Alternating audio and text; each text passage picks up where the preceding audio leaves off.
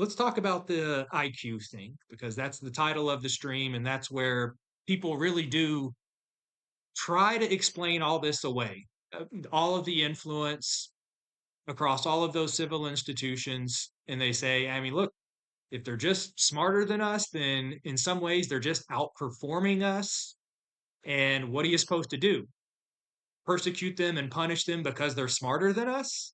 I don't want to do that. If that's what's happening, then that's not really, in my opinion, a moral thing to do. You don't just go after people because they're smarter than you. But that's not what's happening.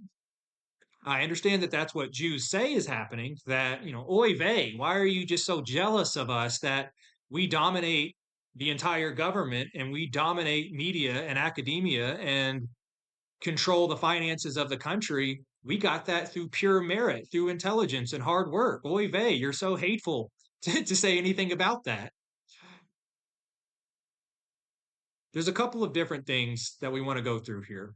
First and foremost, we should probably point out the obvious double standard, which says that whenever whites are being accused of systemic racism, as we have been for our entire lives, when blacks and minorities point out that, hey, the only reason why whites commit less crime per capita, why whites have year over year, decade over decade, higher incomes than minority groups, the only reason they succeed in politics, the only reason they dominate the Fortune 500 is because systemic racism has enabled that. That's the argument that the Jewish run institutions have indoctrinated all of America with. That's the explanation for how whites accumulated the majority in all of those places, with a pretty obvious misunderstanding that a lot of that representation is actually Jewish, for one. Need to add that little asterisk that a lot of those people that you point to and say, see all these white people in charge? Yeah, check their last name, check their early life section. Have you ever done that? Normies don't even know how to do that. They don't even know why it would matter. Probably because they've been told, okay, well, so what? He is Jewish, but the only reason he's there is because he's hardworking and high intelligence. So whatever. We could never apply systemic racism to Jews, right? We can't do that. It's only white European people who are guilty of any kind of racial supremacy. But when we try to defend ourselves and say, well, there's cultural differences amongst European people and Africans and Hispanics, and maybe the reason why we've been so successful in creating the best nation in the world and probably the next 15 to 20 top nations in the world in terms of prosperity, safety, individual liberties, standing up for Christendom. One of the reasons why that is because we have a group average that of our IQ that is higher than Hispanics and blacks. Like the sub-Saharan people's group average IQ is like 65. And if you don't think that is going to play out in terms of material differences in economy, in education, in infrastructure, literally all of the measures of a society that you would care about living in, it is probably valid to point out that IQ differences at a racial level play into that. And so when white people say, we have a high IQ, it's according to the studies, if you believe them, it's 100 to 105, something like that. And when you compare that to a people who have an average IQ of 65 or 75 or 85, you're going to have material differences. So when white people present that argument, there is no understanding. There is no, oh, okay, that makes sense. In the same way that we all afford Jews when they say, oh, we're just overrepresented because we're really smart and hardworking. So if you're white and you say, well, the reason why European cultures have succeeded and look the way they do are because we're smart and hardworking, they say, you're a white supremacist, aren't you? Do you catch that? Do you catch the double standard? The two explanations can't be true at the same time. Either it is true that high IQ does influence proportionality and representation in these various institutions. And if that's true, you can't morally berate somebody for pointing it out. And if it's immoral for somebody to use their intelligence advantage and their work ethic advantage to appoint themselves leaders as society, if that's immoral, then the explanation the Jews are giving you for why they're disproportionately represented in all of the most important institutions, well, then that would also be immoral.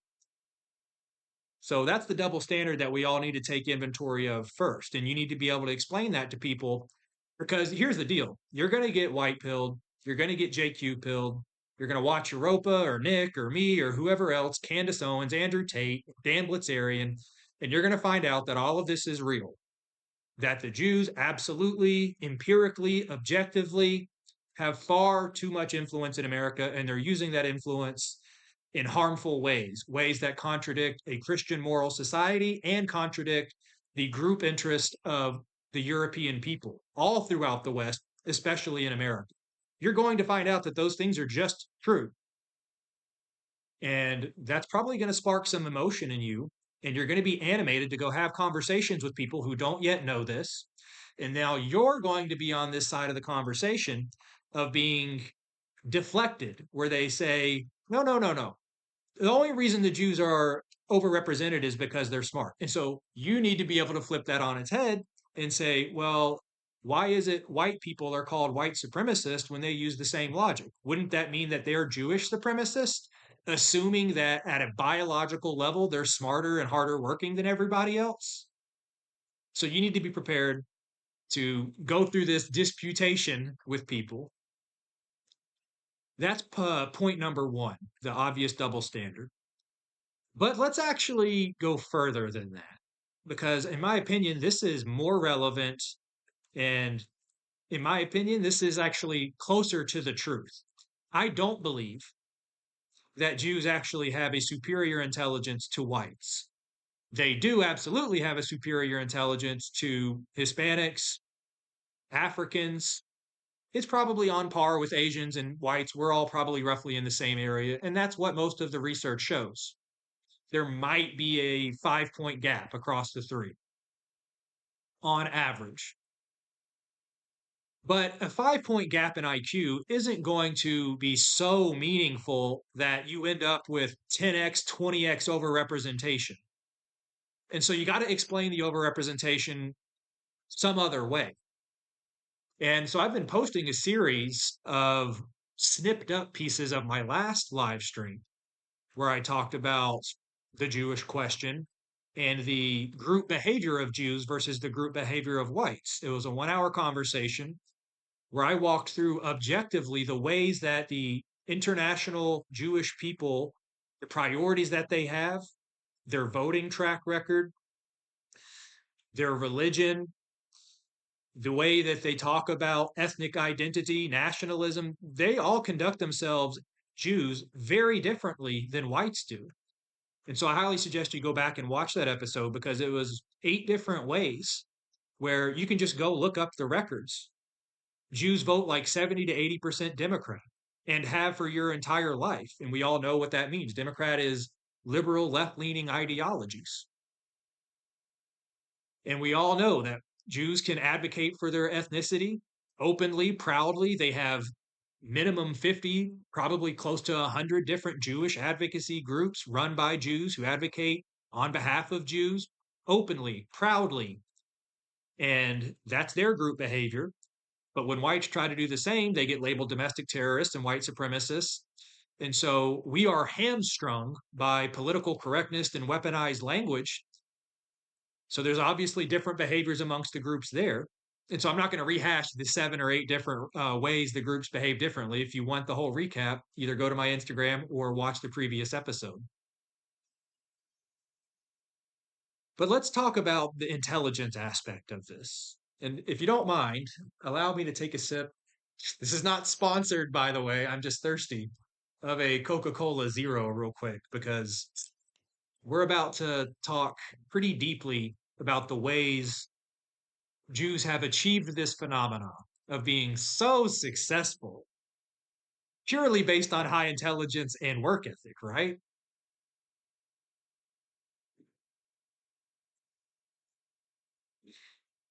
Wow.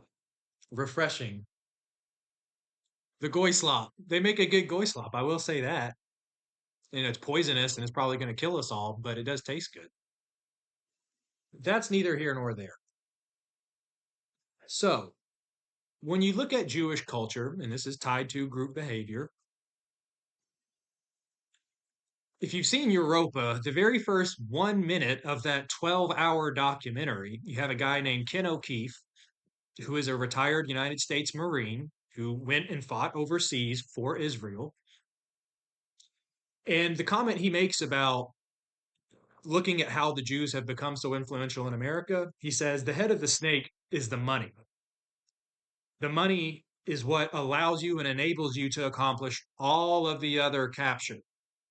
If you want to buy politicians so that they can lobby on behalf of Israel and lobby on behalf of protecting Jewish people, keyword, buy politicians, what do you need? You need money.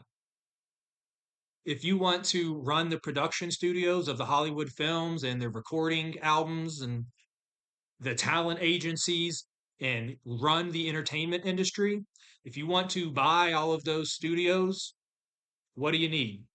You need money. If you want to decide the education curriculum of the higher academia world, what do you need to do? You need to do things like what Bill Ackman did, where he donates $50 million to Harvard. Is it because he's just so altruistic and he cares about America receiving a high quality education?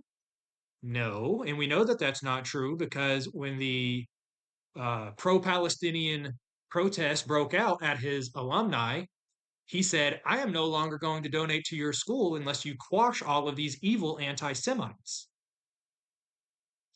See how that works? You have a lot of money, you get to decide what's important in being taught at the schools. I explained earlier with Columbia.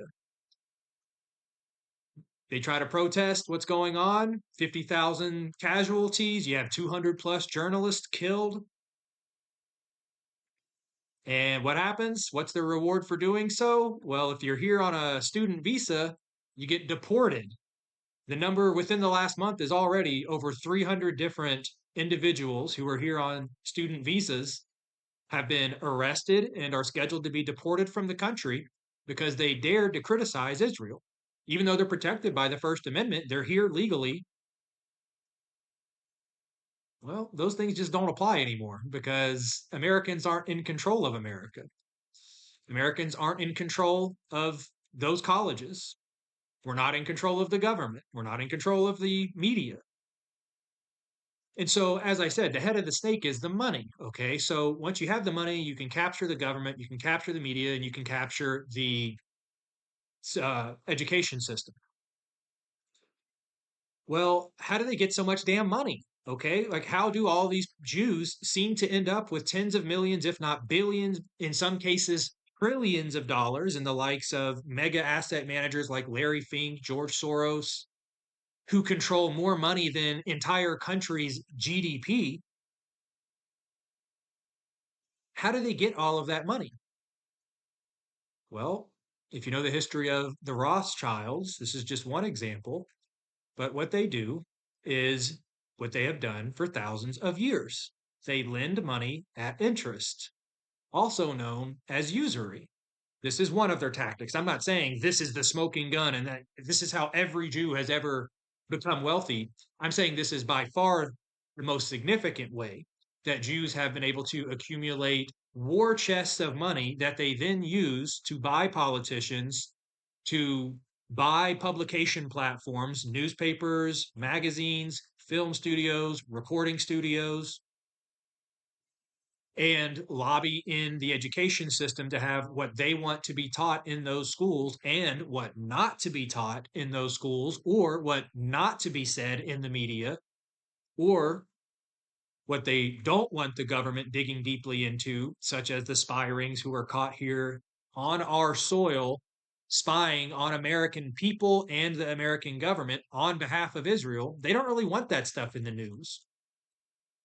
How many of you even know about the spycopter scandal circa 2001? How many of you know about Jonathan Pollard, the largest security breach in the American intelligence agency's 100-year history? How many of you know about the Israeli spy student or Israeli art student spy ring busted around 9/11? Of course, you all know about the dancing Israelis.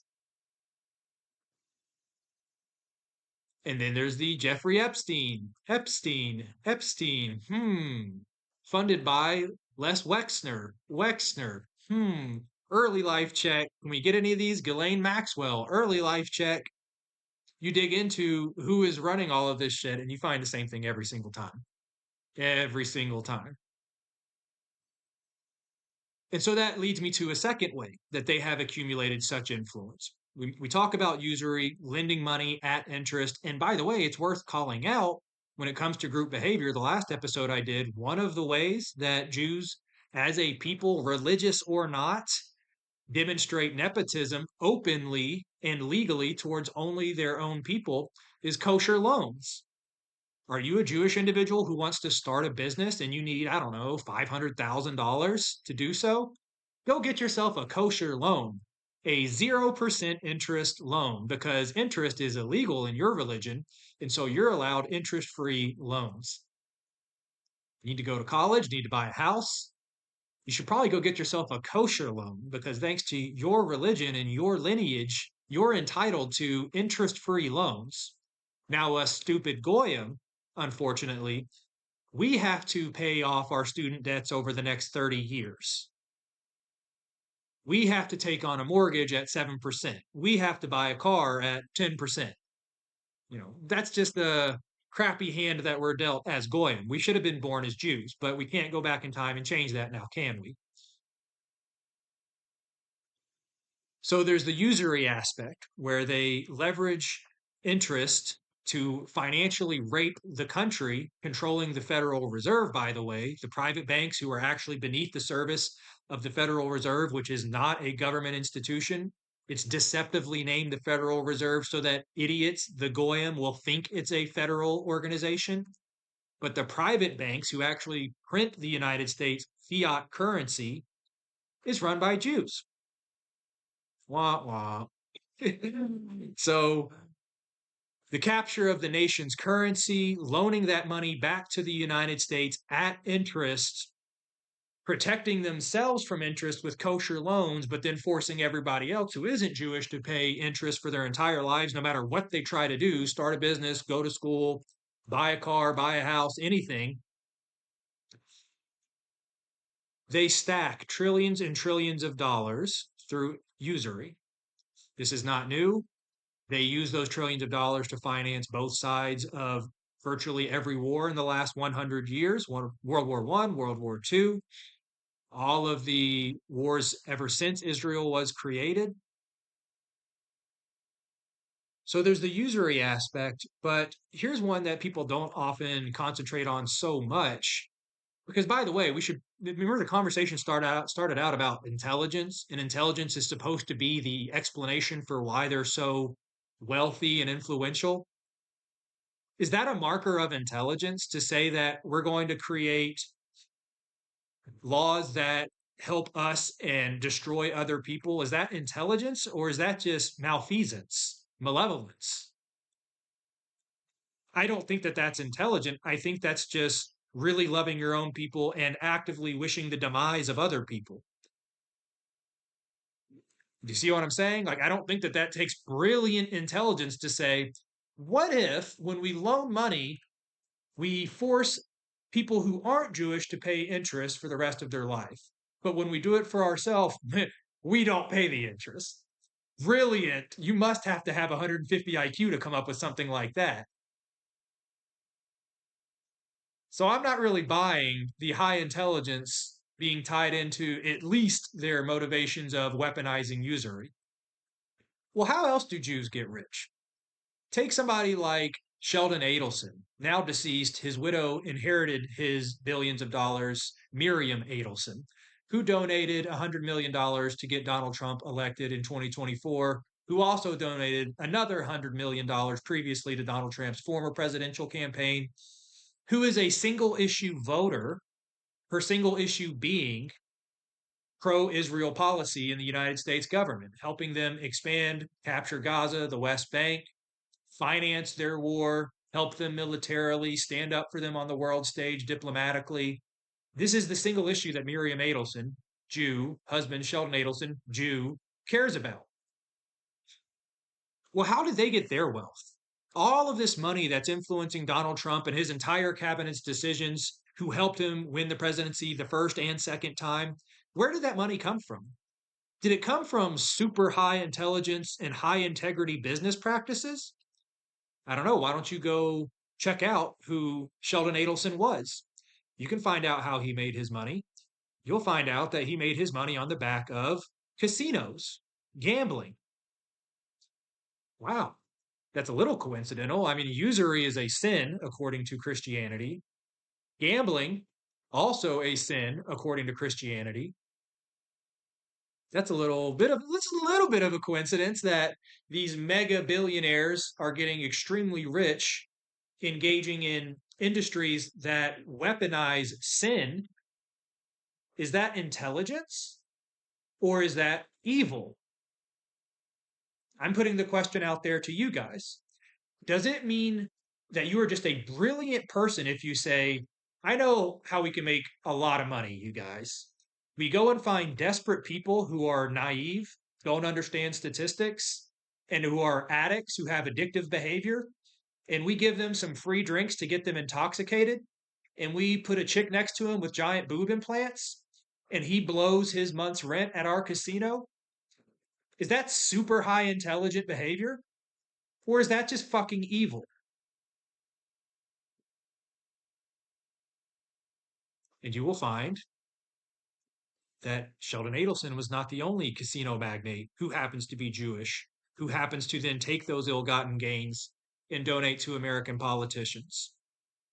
What other industries have Jewish people been especially intelligently successful in? Well, sad to say it, something that's become very popular these days, something that is ever present and is destroying America, but the literal soul, separating American citizens' souls from God, pornography and prostitution. Who was it that advocated for these things during the sexual revolution, during women's liberation? Who were the ones championing these causes to make pornography? It's just a simple matter of free expression, you guys. Oy vey. It's artistic to go and spread your legs on camera and sell it. If it's a woman's body, then she has the right to do whatever she wants with that. It doesn't matter if God says you absolutely should not do that because it degrades you and it entices millions of people into sin. It's profitable. It's extremely profitable. It's the oldest profession in human history. It's the one profession where women have a competitive advantage compared to men. There's literally no other profession where women bring home, produce more revenue than men. There isn't one other than prostitution and pornography. How fucking evil is this? Who owns Pornhub?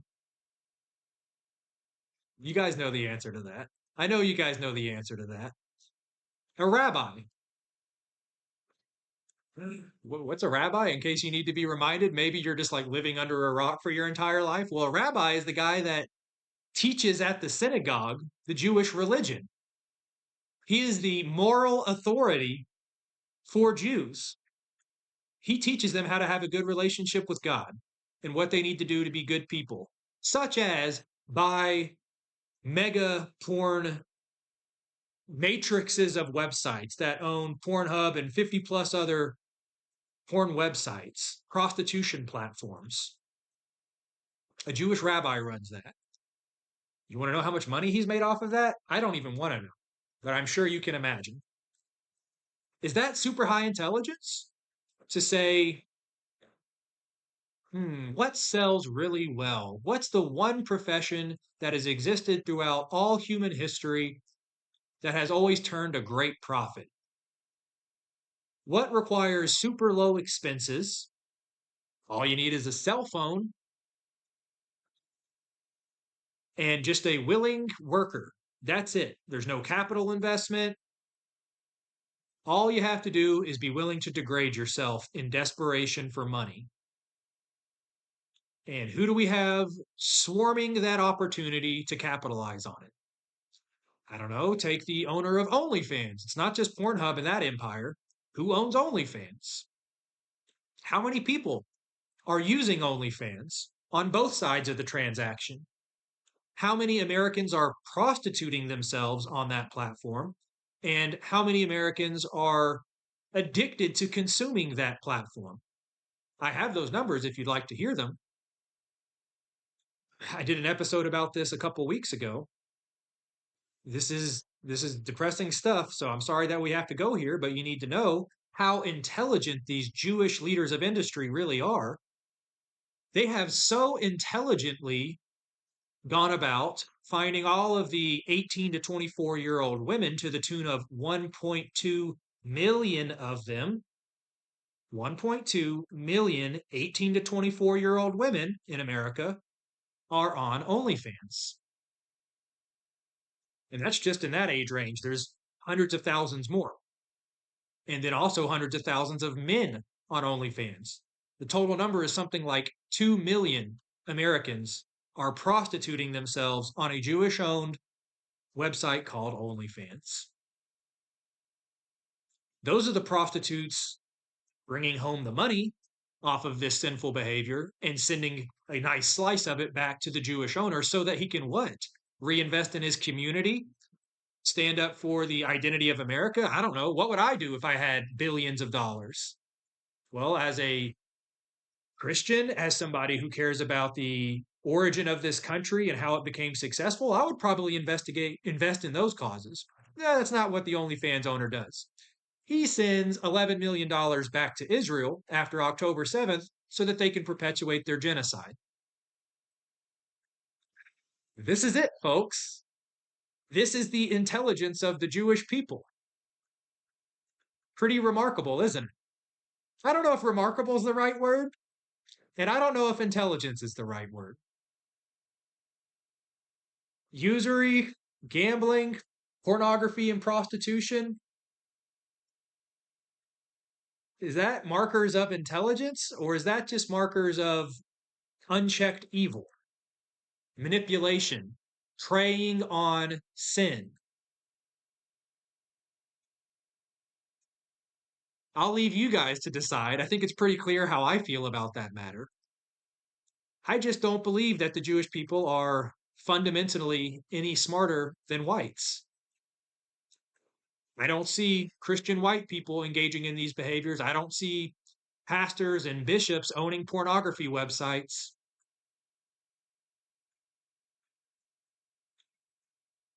You know what I mean?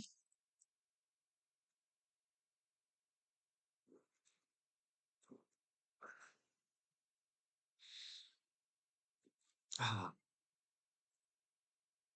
it's pretty bad, isn't it? First, there's the double standard of you as white people are not allowed to say that you're just naturally more intelligent and harder working, and that's why you do well. You're an evil white supremacist Nazi if you even present that logic.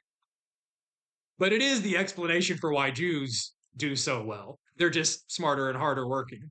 And then when you actually dig into it and be like, so how did you all become billionaires again? Loaning money at interest, capturing the weaknesses of people through gambling and lust, prostitution and pornography.